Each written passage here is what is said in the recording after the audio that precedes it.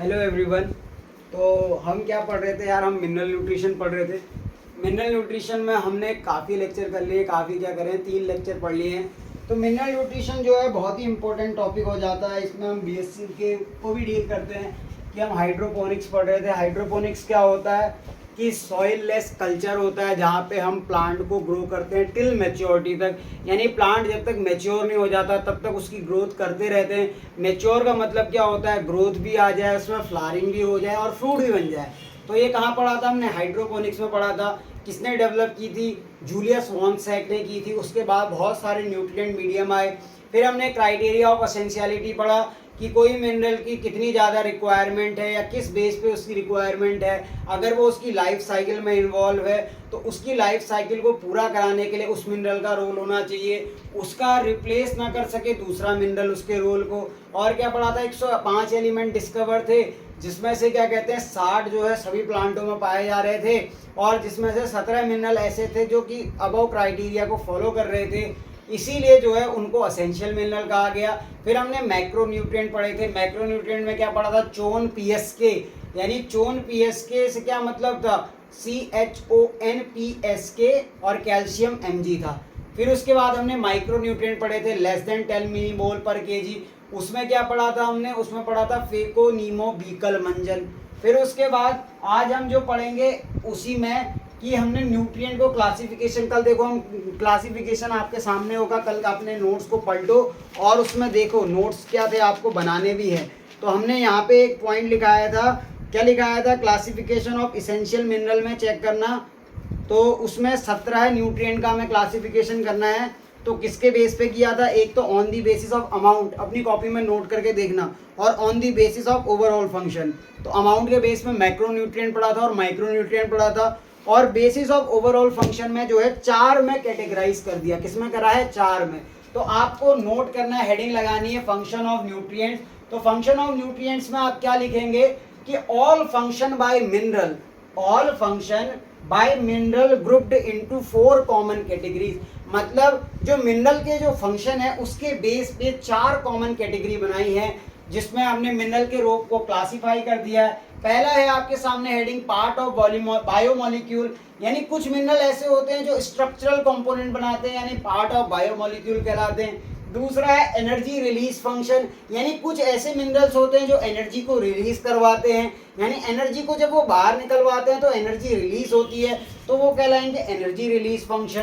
तीसरा क्या है, अफेक्ट ऑस्मोटिक पोटेंशियल, यानी जो ऑस्मोटिक पोटेंशियल को बदलते हैं, यानी उसमें कंसंट्रेशन में चेंज लाते हैं ऑस्मोटिक कंसंट्रेशन में, तो वो होते हैं चेंज अफेक्ट ऑस्मोटिक पोटेंशियल। और चौथा होता है, या तो वो किसी भी एंजाइम को एक्टिवेट कर सकते हैं या इनिबिट कर सकते हैं। अब एक्टिवेट और इनिबिट का क्या मतलब होता है, यानी उसे सक्रिय कर सकते हैं और असक्रिय कर सकते हैं। सक्रिय मतलब उसके संग जुड़ के उसको सक्रिय कर सकते हैं, असक्रिय मतलब उसके संग जुड़ के उसको असक्रिय कर सकते हैं। तो क्या करते हैं, एक्टिवेटर भी हो सकते हैं और इनिबिटर भी हो सकते हैं एंजाइम के। तो सबसे पहला हम जो है फंक्शन पढ़ते हैं कैटेगराइज बेस पे। सबसे पहला पार्ट ऑफ बायोमोलिक्यूल, यानी जो उसका स्ट्रक्चरल कंपोनेंट होगा। मैंने आपको बताया था जब हमने क्या पढ़ा था, मैक्रोन्यूट्रिएंट, वहां पे एक ट्रिक आई थी, चोन पीएसके कैल्शियम Mg।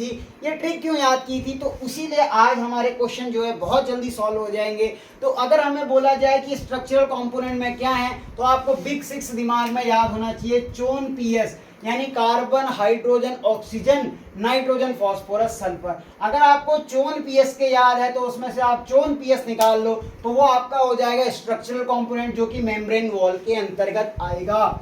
फिर कह रहा है एनर्जी रिलीज फंक्शन, यानी जो पार्ट होगा किसका, एनर्जी रिलीज कराने का। अगर आपने एटीपी वर्ड सुना है तो उसमें फॉस्फेट जो होता है ना, वो एटीपी का पार्ट होता है, यानी फास्फोरस क्या है, पार्ट ऑफ एटीपी है। और कह रहा है मैग्नीशियम क्या है, क्लोरोफिल, उसमें पढ़ा होगा आपने, मैग्नीशियम क्या करता है, एनर्जी ट्रैप करता है, यानी एनर्जी को गेन करने का काम करता है, इकट्ठा करता है, फिर एनर्जी रिलीज कराता है। तो वो किस में आएगा, एनर्जी रिलीज फंक्शन में आएगा।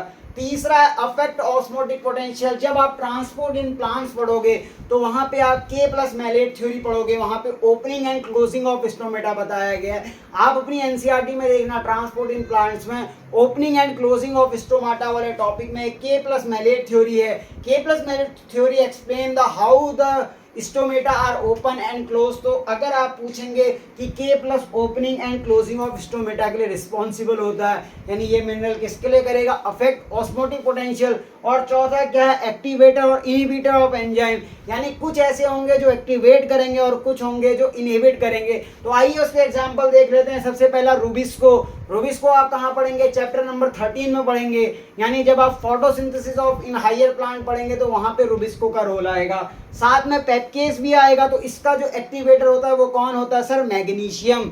अगर आपसे पूछ ले रूबिस्को का और पेपकेस का एक्टिवेटर कौन है, तो रूबिस्को और पेपकेस का एक्टिवेटर है सर मैग्नीशियम। बात करें अल्कोहल डिहाइड्रोजनेस, अल्कोहल डिहाइड्रोजनेस का जिंक +2, यानी जिंक की जब ऑक्सीडेशन संख्या +2 हो जाती है तो वो उसका एक्टिवेटर बन जाता है, अर्थात अल्कोहल डिहाइड्रोजनेस का एक्टिवेटर क्या है, Zn+2। फिर है नाइट्रोजनेस जो कि एक्टिवेट होता है बाय FeMO, यानी आयरन और मोलिब्डेनम, और जो कैटेलाइज करता है वो Fe कराता है, यानी जो कैटेलाइसिस रिएक्शन होती है वो आयरन के द्वारा कराई जाती है। तो फंक्शन ऑफ न्यूट्रिएंट पे हमने 4 चीजें पढ़ी। पहला है part of biomolecule, energy release function, affect osmotic potential, और चौथा था एक्टिवेटर और इनहिबिटर ऑफ एंजाइम। तो आपके समझ में आ गया होगा, इसको नोट करो। फिर हम पढ़ लेते हैं क्या, क्रिटिकल कंसंट्रेशन, टॉक्सिसिटी और ऑप्टिमम रेंज। ये काफी इंपॉर्टेंट टॉपिक है, यहाँ से क्रिटिकल कंसंट्रेशन, टॉक्सिसिटी और ऑप्टिमम रेंज से भी क्वेश्चन बन सकता है। अगर आपसे पूछा जाए sir what is critical concentration, या क्रिटिकल कंसंट्रेशन क्या होती है, तो क्रिटिकल कंसंट्रेशन होती है, उसकी डेफिनेशन पे जाना, concentration of mineral below which growth decrease. अब इस लाइन का क्या मतलब है, और दूसरी लाइन कह रहा है concentration of mineral below which deficiency symptom occur. अब एक ग्राफ बनाया मैंने आपके सामने, ये ग्राफ किस किस के बीच पे, तो एक्स एक्सिस और वाई एक्सिस के बीच में। सर एक्स एक्सिस पे हमने क्रिटिकल ऑफ मिनरल ले रखा है, यानी मिनरल की कितनी क्रिटिकल कंसंट्रेशन चाहिए, वो कंसंट्रेशन ऑफ मिनरल कहाँ पे है सर, एक्स एक्सिस में। वाई एक्सिस में जो है ग्रोथ दिखा रहा है, यानी जैसे जैसे हम कंसंट्रेशन ऑफ मिनरल बढ़ाएंगे तो उसका ग्रोथ पे क्या इफेक्ट होता है। तो आपको ग्राफ जब आप एनसीईआरटी में देखेंगे तो वहां पे आपको एक्स और वाई एक्सिस के बीच में एक ग्राफ मिलेगा। एक्स एक्सिस में होगा कंसंट्रेशन ऑफ मिनरल और वाई एक्सिस पे क्या होगा, ग्रोथ। यानी कंसंट्रेशन ऑफ मिनरल किस तरह से डिपेंड कर रही है ग्रोथ पर, उसके बारे में हम पढ़ेंगे। तो एक उसमें टॉपिक दिखा रहा है कि क्रिटिकल कंसंट्रेशन, ये वाला जो पॉइंट है यहाँ तक क्या है, ये क्रिटिकल कंसंट्रेशन का है। और दूसरा पॉइंट क्या है, ऑप्टिमम रेंज का है, यानी यहाँ पे आपको देखने को मिल रहा है कांस्टेंट ग्रोथ, और थोड़ी देर बाद देखने को मिल रहा है डिक्रीज इन ग्रोथ। कह रहा है अगर आप कॉन्सेंट्रेशन ऑफ मिनरल कुछ देर के लिए बढ़ाएं तो क्या होगा, ग्रोथ बढ़ने लगेगी। यानी अगर प्लांट को नीड है मिनरल की तो आप जो है उसको मिनरल सप्लाई कर रहे हैं, मान लो आप धीरे धीरे मिनरल की सप्लाई कर रहे हैं, तो जब आप मिनरल की सप्लाई कर रहे हैं तो क्या हो रहा है, प्लांट की ग्रोथ में वृद्धि हो रही है, यानी प्लांट अपने को बड़ा कर रहा है। प्लांट मान लो पहले छोटा सा था, धीरे धीरे प्लांट में वृद्धि हुई, यानी आपने मिनरल उसको दिया, यानी मिनरल जो है धरती में डाला, तो क्या हुआ, प्लांट ने अपनी ग्रोथ दिखाई। तो जब तक आप ग्रोथ को यानी मिनरल को देते जा रहे हैं, ग्रोथ बढ़ती जा रही है, यानी concentration of mineral is directly proportional to growth. कब तक, बिलो क्रिटिकल कंसेंट्रेशन, यानी क्रिटिकल कंसेंट्रेशन तक अगर आप किसी को मिनरल देते जाओगे तो उसकी ग्रोथ बढ़ती जाएगी। यानी कि ग्रोथ क्या है, डायरेक्टली प्रोपोर्शनल है किसके, कंसंट्रेशन ऑफ मिनरल के, कहां तक, बिलो क्रिटिकल कंसंट्रेशन। अगर आपने एक बार क्रिटिकल कंसंट्रेशन तक पहुंचा दिया तो वहां पे आपको मैक्सिमम ग्रोथ देखने को मिल जाएगी। उसके बाद ऑप्टिमम रेंज पे जो है ग्रोथ कांस्टेंट रहेगी, और एक टाइम ऐसा आएगा जब आप मिनरल की कॉन्सेंट्रेशन बढ़ाते जाओगे तो ग्रोथ उसकी डिक्रीज हो जाएगी, यानी ग्रोथ उसकी घट जाएगी, यानी क्या होगा, वहां पे डिक्रीज इन ग्रोथ आएगा। तो आपके सामने मैंने डेफिनेशन क्या लिखी है, सबसे पहले मैंने बोला है क्रिटिकल कंसंट्रेशन। क्रिटिकल कंसंट्रेशन क्या होता है, कॉन्सेंट्रेशन ऑफ मिनरल, यानी मिनरल की वह कंसंट्रेशन बिलो विच, जिसके नीचे ग्रोथ क्या कर जाए, डिक्रीज कर जाए। तो ये वाला पॉइंट जहां पे मैक्सिमम ग्रोथ दिखा रहा है, इस जगह पे क्या है सर, क्रिटिकल कंसंट्रेशन है। यानी क्रिटिकल कंसंट्रेशन पे क्या हो जाती है, ग्रोथ यहाँ पे आके मैक्सिमम हो जाती है। तो कह रहा है कि क्रिटिकल कंसंट्रेशन बिलो विच, जिसके नीचे ग्रोथ क्या कर जाए, डिक्रीज कर जाए, इसको बोलते हैं क्रिटिकल कंसंट्रेशन। दूसरी डेफिनेशन सुनो, concentration of mineral below which deficiency symptom occurs, यानी उस क्रिटिकल कंसंट्रेशन के नीचे अगर आप जाओगे तो वहां पे आपको क्या दिखेंगे, डेफिशिएंसी सिम्टम दिखने लग जाएंगे। इसीलिए एक पॉइंट लिखा है, ग्रोथ डिक्रीज हो रही है, इसका मतलब सिम्टम हो रहा है क्या, डेफिशिएंसी का, यानी उसमें क्या है, मिनरल की कमी है, अर्थात growth decrease equal to deficiency symptoms. तो आपको क्या याद रखना है क्रिटिकल कंसंट्रेशन में, concentration of mineral below at which growth decrease, growth अगर डिक्रीज हो रही है तो कंसंट्रेशन ऑफ मिनरल कम है, concentration of mineral below which deficiency symptoms appear, यानी ग्रोथ अगर डिक्रीज हो रही है तो उसमें क्या होगा, डेफिशिएंसी सिम्टम्स होंगे। इस डायग्राम को ध्यान से देखकर बताओ आपको क्या क्या ऑब्जर्व हो रहा है। जो ऑब्जर्वेशन आपके दिमाग में आ रही हैं उसको मैंने बोर्ड पे लिख दिया, आपको अपनी थिंकिंग बढ़ानी है और ऑब्जर्व करना है। कह रहा है critical concentration of different mineral can be different, ये पॉइंट क्या कह रहा है कि क्रिटिकल कंसंट्रेशन डिफरेंट हो सकती है मिनरल की, कैन बी डिफरेंट, यानी क्रिटिकल कंसंट्रेशन अलग अलग मिनरल की अलग अलग हो सकती है। ऐसा नहीं कि कुछ मिनरल की क्रिटिकल कंसंट्रेशन जो है सेम ही रहेगी, ऐसा नहीं होता है। जैसे आयरन की कंसंट्रेशन कितनी चाहिए, मॉलिब्डेनम की कंसंट्रेशन कितनी चाहिए, वो डिपेंड करता है क्रिटिकल कंसंट्रेशन पे। इसीलिए आपके सामने पहला स्टेटमेंट है कि critical concentration of different mineral can be different. आपको स्टेटमेंट 1 क्लियर है। दूसरा स्टेटमेंट क्या कह रहा है, below critical concentration growth is directly proportional to the concentration of mineral. अगर आपने ये पढ़ा है, क्या पढ़ा है सर, आपने फिजिक्स पढ़ी होगी, तो आपने जब ये रिलेशन देखा है कि x is directly proportional to y, यानी ग्रोथ लगातार बढ़ रही है, तो इसके लिए जो इक्वेशन होती है वो होता है y बराबर mx प्लस सी, जहाँ पे स्लोप क्या होता है, जो c होता है ये 0 हो जाता है, यानी जो इक्वेशन आती है y बराबर mx की आती है, यानी जो y एक्सिस और x एक्सिस किसके साथ डायरेक्टली प्रोपोर्शनल है। इसीलिए कह रहा है कि below critical concentration growth is directly proportional to the किसके, कंसंट्रेशन ऑफ मिनरल के। यानी अगर आप थोड़ी देर तक ग्रोथ को बढ़ाना चाहते हो तो आपको मिनरल की सप्लाई करती रहनी पड़ेगी। यानी यहाँ वाले पॉइंट से यहाँ पे मिनरल क्या था, 0 था, यानी कंसंट्रेशन ऑफ मिनरल इस पॉइंट पे, ओ पॉइंट पे क्या है sir, concentration of mineral O point पर 0 है। यानी इस जगह पे ग्राफ जो है मिनरल, जो इस जगह पे मिनरल है क्या, 0 है सर। यहाँ से आपने जैसे जैसे मिनरल को देना शुरू किया तो ग्रोथ भी उसके डायरेक्टली प्रोपोर्शनल में बढ़ने लगी, फिर आपने मिनरल को थोड़ा और दिया तो ग्रोथ और बढ़ने लगी। एक ऐसा टाइम आया जहाँ पे जो है आके ग्रोथ मैक्सिमम हो गई, यानी यहाँ पे पॉइंट पे क्या है, ग्रोथ मैक्सिमम है, यानी क्रिटिकल कंसंट्रेशन के नीचे ग्रोथ क्या है, डायरेक्टली प्रोपोर्शनल है किसके, कंसंट्रेशन ऑफ मिनरल के। तो सेकंड पॉइंट आपसे क्या कह रहा है कि below critical concentration growth is directly proportional to the क्या, कंसंट्रेशन ऑफ मिनरल। तो आपके दिमाग में एकदम से क्लियर है। दूसरी बात, तीसरा स्टेटमेंट भी ध्यान से सुनना। तीसरा स्टेटमेंट कह रहा है mineral deficient means below critical concentration. अगर आपको मिनरल डेफिशिएंट दिख रहा है, यानी मिनरल की डेफिशिएंसी हो रही है, तो इसका मतलब क्या है सर, मिनरल की कमी है, इसका मतलब ग्रोथ डिक्रीज कर जाएगी। तो आपको अपने दिमाग में क्या याद रखना है, आपसे जैसे ही पूछा जाए critical concentration, optimum range, toxicity के बारे में बताओ, तो सबसे पहले आपको क्रिटिकल कंसंट्रेशन में क्या याद रखना है, critical concentration that below which deficiency symptom occurs, और क्या हो जाए, ग्रोथ डिक्रीज हो जाएगी। ग्राफ को देख के क्या समझ में आया सर, ये ग्राफ है y बराबर शुरू में mx का, mx में क्या हो रहा है कि एक x एक्सिस में हमने कॉन्सेंट्रेशन ऑफ मिनरल ली है, y एक्सिस पे हमने ग्रोथ ली है। अगर हम कॉन्सेंट्रेशन ऑफ मिनरल बढ़ा रहे हैं, क्रिटिकल कंसंट्रेशन तक ग्रोथ बढ़ रही है, फिर ग्रोथ जो है मैक्सिमम हो गई और फिर कांस्टेंट हो गई, यानी ऑप्टिमम रेंज पर ग्रोथ क्या है, सबसे ज्यादा होगी, फिर रुक जाएगी और फिर ग्रोथ डिक्रीज कर जाएगी। तो आपके सामने स्टेटमेंट 1 कह रहा है कि critical concentration of different mineral can be different, यानी क्रिटिकल कंसंट्रेशन अलग अलग मिनरल की अलग अलग हो सकती है। दूसरा कह रहा है below critical concentration growth is directly proportional to the क्या, कह रहा है कंसंट्रेशन ऑफ मिनरल। उसके बाद कह रहा है mineral deficient means below critical concentration.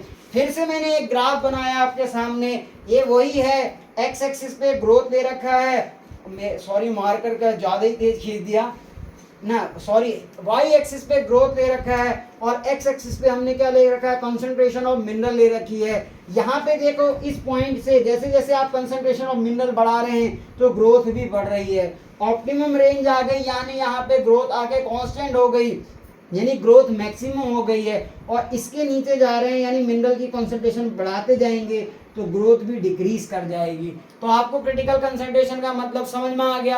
अब हम ऑप्टिमम रेंज में चलते हैं और फिर पढ़ते हैं हम क्या, टॉक्सिसिटी के बारे में। तो आप इसको नोट करो, स्लाइड को ध्यान से नोट करा करो।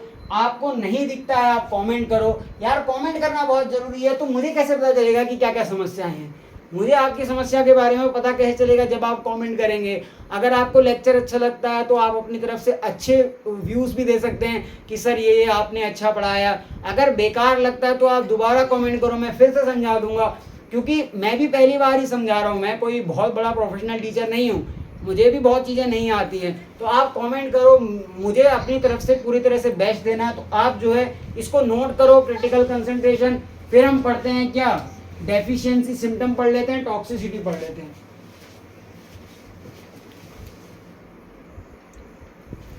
तो आपको पिछला बोला हुआ सब समझ में आ गया होगा, मैं ऐसी आशा करता हूं। अब मैं स्टार्ट करने जा रहा हूं ऑप्टिमम रेंज। ऑप्टिमम रेंज की डेफिनेशन सुनो और समझो कि ऑप्टिमम रेंज आखिरकार होता क्या है। तो ऑप्टिमम रेंज क्या होता है, it is more than critical concentration. देखो क्रिटिकल कंसंट्रेशन पे ग्रोथ क्या हो रही है, यहाँ पे आके ग्रोथ रुक जा रही है, यानी अब प्लांट ने ग्रोथ अपनी मैक्सिमम अचीव कर ली है। फिर कह रहा है ये क्या होता है, ज्यादा होता है किससे, किससे ज्यादा होता है, क्रिटिकल कंसंट्रेशन से। और लेस देन होता है टॉक्सिसिटी, टॉक्सिसिटी पे आके ग्रोथ क्या होती है, डिक्रीज हो जाती है। इसीलिए आपको याद रखना है ऑप्टिमम रेंज क्या है, it is more than critical concentration, यानी ये क्रिटिकल कंसंट्रेशन से तो ज्यादा है। और क्या है, लेस देन टॉक्सिसिटी, यानी टॉक्सिसिटी से कम है। तो बीच की रेंज क्या है सर, ऑप्टिमम रेंज।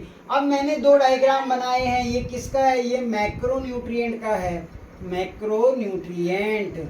और ये कैसा है सर, माइक्रोन्यूट्रिएंट। अच्छा ये क्यों पढ़ा रहे हो सर, हमने आपको पढ़ाया था मैक्रोन्यूट्रिएंट और माइक्रोन्यूट्रिएंट। मैक्रोन्यूट्रिएंट क्या होते हैं, चोन, PSK, calcium, MG.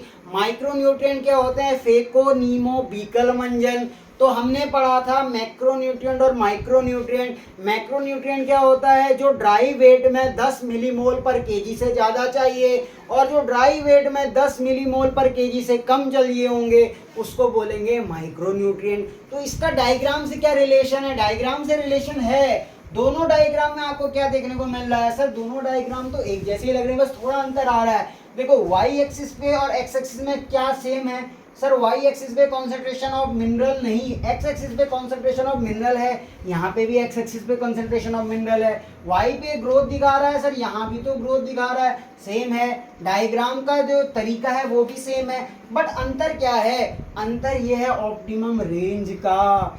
Optimum range का क्या कह रहा है कि बोथ मैक्रोन्यूट्रिएंट एंड माइक्रोन्यूट्रिएंट क्या है, can have similar effect in growth. दोनों का कैसा इफेक्ट है, सिमिलर ग्रोथ का आ रहा है। पर आपको क्या देखने को मिल रहा है, क्रिटिकल कंसंट्रेशन मैक्रो की ज्यादा है माइक्रो से।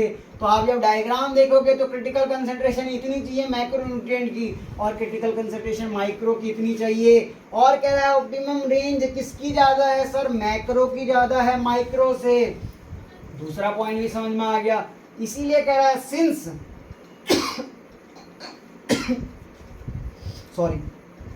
सिंस ऑप्टिमम रेंज क्या है, since optimum range of micro is small, sorry cut गया, अब मैं कट के करूंगा तो ये मिट जाएगा, देखना। Since optimum range of micro is small, किसके लिए, मैक्रो से। तो ये क्या हो सकता है, इजीली डेफिशिएंट हो सकता है और टॉक्सिक हो सकता है। क्या कह रहा है, since optimum range of micro is small, इसीलिए कह रहा है ये इजीली क्या हो सकता है, टॉक्सिक हो सकता है और डेफिशिएंट हो सकता है। तो आपको डायग्राम बिल्कुल क्लियर होगा, दोनों का सिमिलर इफेक्ट है ग्रोथ के लिए, बट क्रिटिकल कंसंट्रेशन मैक्रो की ज़्यादा है माइक्रो से, ऑप्टिमम रेंज भी मैक्रो की ज़्यादा है माइक्रो से, इसीलिए ये जल्दी कम भी पड़ सकता है और इसकी तुरंत अधिकता क्या हो सकती है, इसको टॉक्सिक बना सकती है। अर्थात किसान जब खेत में खेती करता है तो आप देखते होंगे यूरिया वगैरह खाद जो आती है उसमें मैक्रोन्यूट्रिएंट ज़्यादा पड़ते हैं, यानी चोन, पीएसके, कैल्शियम, एमजी में से ज़्यादा डाले जाते हैं। पर अगर बात करें फेकोनीमोबीकल मंजन यानी माइक्रो न्यूट्रिएंट, वो धरती में तो पहले से ही कुछ होते हैं, अगर आप हद से ज़्यादा दे देंगे तो वो टॉक्सिक भी हो सकते हैं। इसीलिए क्या होता है, मैक्रो न्यूट्रिएंट देना प्रेफर करते हैं, क्योंकि वो तो पहले से भी धरती में कुछ कम हो सकते हैं, और अगर कुछ ज़्यादा पड़ गया तो उसकी ऑप्टिमम रेंज क्या है, ज़्यादा है। कभी कभी आप किसान को जब खाद डालते हुए देखते होंगे तो वो यूरिया ऐसे मतलब हाथ से निकालता है, खाद निकालता है और ऐसे ही फेंक देता है, तो कहीं पे यूरिया बढ़ सकती है ज़्यादा और कहीं पे बढ़ सकती है कम, तो आपको टेंशन नहीं लेनी है, क्योंकि हमने मैक्रो न्यूट्रिएंट की संख्या उसमें ज़्यादा रखी है, उसकी ऑप्टिमम रेंज ज़्यादा है, यानी वो ज़्यादा देर तक सह सकता है किसको, ऑप्टिमम रेंज को। यानी एक बार उसने ग्रोथ मैक्सिमम दिखाई और यूरिया ज़्यादा पड़ गई या खाद ज़्यादा पड़ गई तो उसकी ऑप्टिमम रेंज भी ज़्यादा थी। ऑप्टिमम रेंज ज़्यादा होने से क्या हुआ सर, वो जल्दी से टॉक्सिक नहीं हुआ।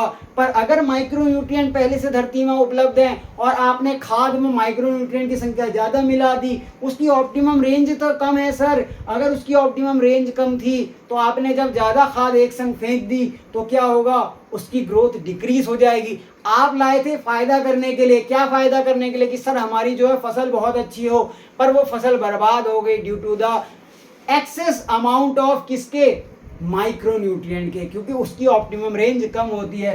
तो आप इन पॉइंट को नोट करो, फिर मैं आगे आपको पढ़ाता हूँ टॉक्सिसिटी क्या होती है, फिर डेफिशिएंसी सिम्टम भी पढ़ लेंगे अगर टाइम हुआ इस लेक्चर में, क्योंकि लेक्चर जो है मैं आधा घंटा तो यार बना सकता हूँ, 1 घंटा तो जाऊँगा तो मैं बनाने के लिए तो 1 घंटा बना दूंगा, पर देखेगा कौन ये भी तो बताओ।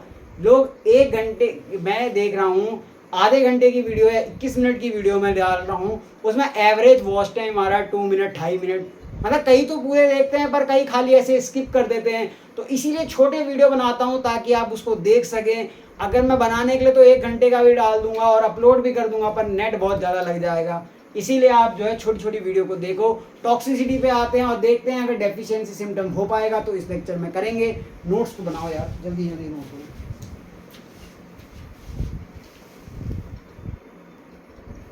आपके सामने जो है नेक्स्ट स्लाइड आ चुकी है, देखो स्लाइड पे स्लाइड आ रही है, मैं आपके लिए जो है लेक्चर बनाते जा रहा हूँ, 3 लेक्चर इस पे आ चुके हैं, 4था लेक्चर अब आएगा। तो मैं कुछ समझा दूँ इससे पहले कि जब 4 लेक्चर आपके सामने आ रहे हैं तो आपको हो सकता है कि चारों लेक्चर में से कुछ भी समझ नहीं आया हो, ऐसा हो सकता है, क्योंकि ये तो एक बात है कि चारों लेक्चर में से कुछ भी समझ नहीं आया। तो मैं क्या करूँगा, 5वां लेक्चर जो बनाऊँगा ना मिनरल न्यूट्रिशन का, वो 5वें लेक्चर में पहले लेक्चर में जो पढ़ा, दूसरे लेक्चर में जो पढ़ा, तीसरे लेक्चर में जो पढ़ा और जो आज हम चौथे लेक्चर में पढ़ रहे हैं उसका एक क्विक रिकैप दे दूंगा। उससे क्या होगा, उससे एक चीज़ का फ़ायदा ये होगा कि आप 5 लेक्चर को रिवाइज कर सकते हैं एक संग, और क्या होगा कि हम जो है पुरानी चीज़ों को अपने दिमाग में रख सकते हैं। क्या होता है जब कोई आदमी आगे राइज कर रहा होता है तो उसे रोकने वाले बहुत होते हैं। कोई आदमी जब एक कदम आगे बढ़ाता है तो उसकी टांग खींचने के लिए बहुत सारे होते हैं। तो आपको जो है आगे बढ़ते रहना है, किसी की बातों पे ध्यान नहीं रहना है। तो ध्यान नहीं देंगे तो आप क्या पढ़ेंगे, अब हम पढ़ेंगे क्या, टॉक्सिसिटी। अब टॉक्सिसिटी का क्या मतलब होता है, तो टॉक्सिसिटी क्या होती है तो उसके बारे में पढ़ा। तो टॉक्सिसिटी की एक बार मैं डेफिनेशन बोल देता हूँ। तो टॉक्सिसिटी क्या हुआ कि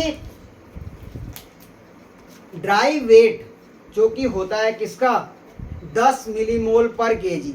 तो टॉक्सिसिटी क्या लिख लो, एक डेफिनेशन लिख लेना, any mineral is said to be toxic when growth is decrease by 10% of dry weight. तो टॉक्सिसिटी की डेफिनेशन लिख लो।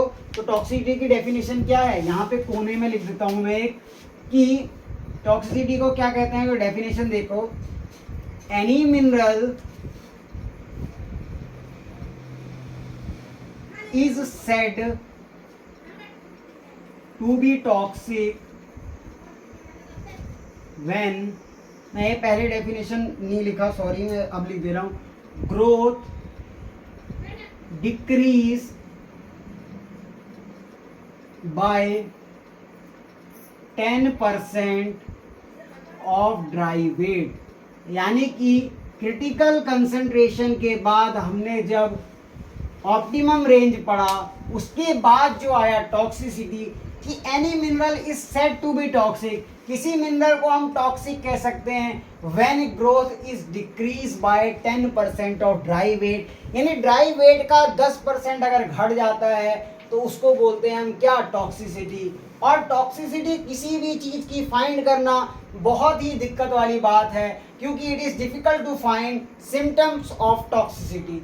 हम सोच रहे हैं वो क्या कहते हैं, किसी की कमी के कारण सिम्टम आ रहे हैं, पर हो सकता है वो किसी टॉक्सिसिटी के कारण भी सिम्टम हो सकते हैं। इस लाइन का मतलब सुनना, different mineral are toxic at different level, यानी जो डिफरेंट मिनरल हो सकते हैं वो टॉक्सिक हो सकते हैं डिफरेंट लेवल पे। Toxicity of one mineral can be responsible for the deficiency of other, एक की अधिकता कई की कमी बन सकती है। इस लाइन से मतलब समझना कि एक के अधिक हो जाने से वो हो सकता है कि इन सब की कमियों को पूरा कर दे। मान लो इसकी अधिकता हो गई और इतनी चीज़ों की कमी कर दे, तो क्या फ़ायदा। इसकी अधिकता अगर इतनों की कमी पूरी कर दे तो क्या फ़ायदा, यानी एक की अधिकता इतनों की कमी कर सकती है। इसीलिए ये पॉइंट क्या कह रहा है, ये पॉइंट कह रहा है कि toxicity of one mineral responsible हो सकता है डेफिशिएंसी ऑफ अदर। इसके लिए जो सबसे अच्छा एग्जाम्पल है आपकी एनसीईआरटी में वो क्या है, तो मैंगनीज की टॉक्सिसिटी बताई गई है। अब मैंगनीज कैसा है, तो सर माइक्रोन्यूट्रिएंट। माइक्रोन्यूट्रिएंट में मैंने आपको बताया था फेकोनीमोबीकल मंजन, उसमें मन क्या था सर, मैंगनीज। यानी मैंगनीज की टॉक्सिसिटी हो जाए तो क्या देखने को मिलेगा, आपके पास मैंगनीज धरती में पहले से ऑलरेडी था, आपने माइक्रोन्यूट्रिएंट छिड़क दिया मैंगनीज, अब मैंगनीज धरती में पहले से ज़्यादा था और आपने उसको क्रिटिकल कंसंट्रेशन से ज़्यादा दे दिया, ऑप्टिमम रेंज से ज़्यादा कर दिया, मैंगनीज ज़्यादा हो गया, यानी अब क्या होगा, वो टॉक्सिक हो जाएगा। और टॉक्सिक करके वो सबसे बड़ी बीमारी क्या मचाएगा कि वो डिक्रीज कर देगा 10% ऑफ ड्राई वेट। जब वो 10% ऑफ ड्राई वेट डिक्रीज करेगा, किसी की अधिकता कितनों पे इफेक्ट डालेगी वो पढ़ लेते हैं। तो सबसे पहले अगर मैंगनीज की अधिकता हो जाती है तो क्या क्या सिम्टम देखने को मिलते हैं, एक तो पत्तियों पे ब्राउन स्पॉट आ जाते हैं, येलो क्लोरेटिक वीन हो जाती हैं, किसके कारण, मैंगनीज की अधिकता के कारण। पर ये किसी और की डेफिशिएंसी भी हो सकती है, अगर मैंगनीज ज़्यादा हो जाए तो क्या हो सकता है, आयरन को रोक सकता है, कैल्शियम के अपहिल मूवमेंट को रोक सकता है, यानी कैल्शियम ऊपर जाएगा उसको रोक देगा, मैंगनीज की बाइंडिंग को भी इफेक्ट डालेगा। तो देख लेते हैं कि क्या है, एक्सेस ऑफ मैंगनीज क्या कर सकता है। पहला, it prevent absorption of magnesium and iron, यानी वो धरती में क्या करेगा, मैंगनीज भी अंदर जाने की कोशिश करेगा, आयरन भी अंदर जाने की कोशिश करेगा, तो वो मैग्नीज के ट्रांसपोर्टेशन को भी रोकेगा और आयरन के ट्रांसपोर्टेशन को भी रोक देगा। यानी अगर मैंगनीज ज़्यादा हो गया तो वो आयरन को भी ऊपर नहीं जाने देगा और आयरन के साथ मैंगनीज की भी मैग्नीशियम की भी क्या कर देगा, डेफिशिएंसी कर देगा। यानी इनके कारण भी क्या लक्षण देखने को मिल सकते हैं, ब्राउन स्पॉट देखने को मिल सकते हैं, क्लोरेटिक वीन देखने को मिल सकती है, कैसी, येलो। फिर क्या करेगा, कंपीट करेगा मैग्नीशियम के संग फॉर बाइंडिंग। अब मैग्नीशियम और मैंगनीज बाइंड कर सकते हैं तो उसकी बाइंडिंग के संग कंपीट कौन कर जाएगा सर, मैग्नीशियम से कंपीट कर जाएगा मैंगनीज। अब मैंगनीज बाइंड हो जाएगा तो मैग्नीशियम की बाइंडिंग भी रोक दी। तीसरा क्या करेगा, प्रिवेंट करेगा कैल्शियम ट्रांसलोकेशन। कहाँ पे सर, टिप पे। जो टिप पे हमें क्या चाहिए, कैल्शियम चाहिए। कैल्शियम कैसे आएगा, तो सर जब एब्जॉर्ब होगा तभी आएगा। वो कैल्शियम तो एब्जॉर्ब कर लिया पर मैंगनीज की अधिकता ने कैल्शियम के ट्रांसलोकेशन को रोक दिया टिप तक जाने के लिए। तो हम क्या सोच रहे थे, वो डेफिशिएंसी आ रही है किसके कारण, Fe कैल्शियम और Mg के कारण। ये कौन से में आते हैं सर, पढ़ लेते हैं, चोन पीएस के कैल्शियम, चोन पीएस के कैल्शियम Mg। कैल्शियम क्या है सर, कैल्शियम हमारा मैक्रोन्यूट्रिएंट है, Mg हमारा मैक्रोन्यूट्रिएंट है, Fe हमारा माइक्रो है। आप क्या करेंगे, आप देखेंगे अच्छा ब्राउन स्पॉट आ जा रहे हैं और येलो क्लोरेटिक वीन आ रही है, इसका मतलब डेफिशिएंसी है। किसकी डेफिशिएंसी, आप सोचेंगे कैल्शियम और मैग्नीशियम और आयरन की। तो आप क्या करेंगे भैया, बाहर से जाएंगे मैक्रोन्यूट्रिएंट वाली खाद खरीद लेंगे और दबा के कैल्शियम मैग्नीशियम आप जमीन में डाल देंगे, कुछ फायदा ही नहीं दिखेगा आपको। ऑप्टिमम रेंज तो ज़्यादा है उनकी, वो भैया ग्रोथ कराने की जगह डिक्रीज कर देंगे। क्यों, क्योंकि वो क्या करेंगे, वहाँ पे कैल्शियम और मैग्नीशियम डालते भी रहोगे ना, पर वो आ रही है किसके कारण, एक्सेस ऑफ मैग्नीज के कारण आ रही है। तो टॉक्सिसिटी और क्या होता है, ये डिफरेंट हो जाता है कि सिम्टम पहचानना टॉक्सिसिटी और डेफिशिएंसी के। तो आप जो है डेफिशिएंसी सिम्टम्स किसके कारण क्या होते हैं वो आगे वाली वीडियो में जानेंगे। इस वीडियो में हम यहीं तक जानेंगे। हमने बात कर ली थी क्रिटिकल कंसंट्रेशन की, ऑप्टिमम रेंज की और टॉक्सिसिटी की। तो आई होप आपको लेक्चर समझ में आया होगा। आप इसके नोट्स बनाना, रिवाइज करना और ध्यान से इस लेक्चर को देखना। नहीं आता है तो कमेंट करना यार, कमेंट जरूरी है, क्योंकि मुझे कैसे पता चलेगा कि आपको कुछ चीज़ समझ में आ रही है नहीं आ रही है। तो बने रहिएगा लेक्चर के साथ। All the best, bye bye, Tata.